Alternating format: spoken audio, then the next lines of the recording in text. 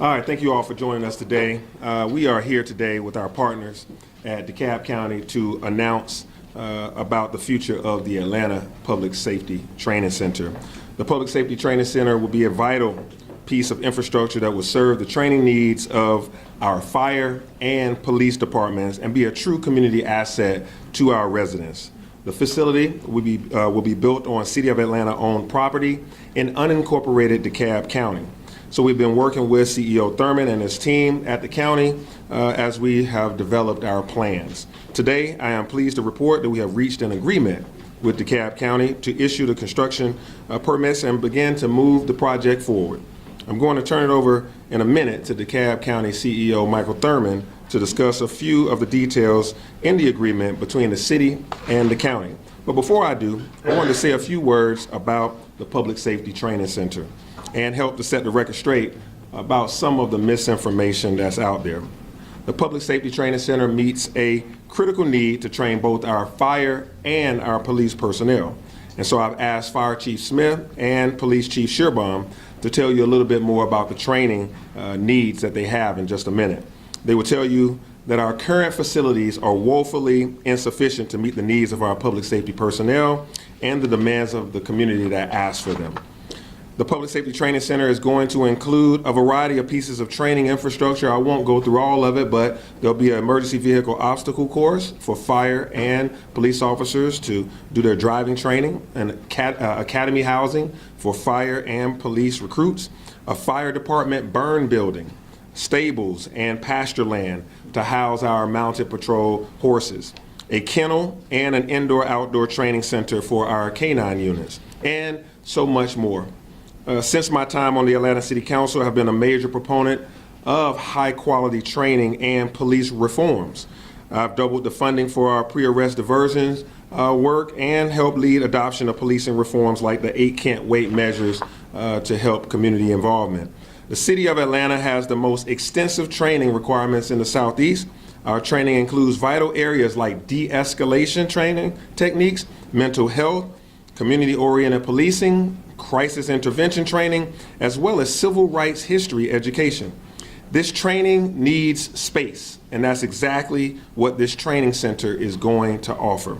I know there have been questions about the environmental impact of this project, which is a focus of this agreement we're announcing today with DeKalb County. The 85-acre facility will be constructed on a set of parcels owned by the City of Atlanta that totals more than 380 acres. The rest of the land, which is roughly 300 acres, will continue to be green space available to the public. This essentially is a huge park about the size of Atlanta's largest park, and it will be a park that will have a training center on a modest footprint within it.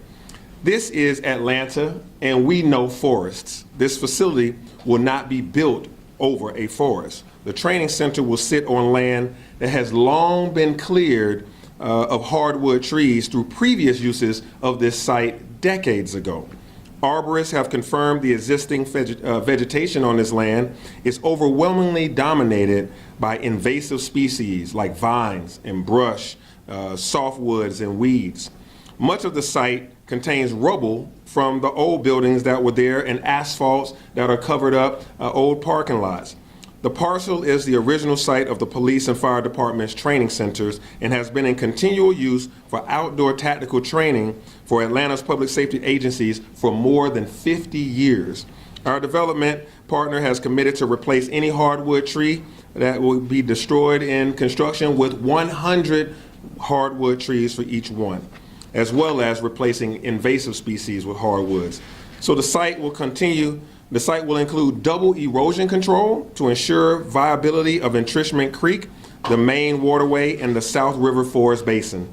The site itself will have green space open to the public, featuring trails, ball fields, and picnic areas.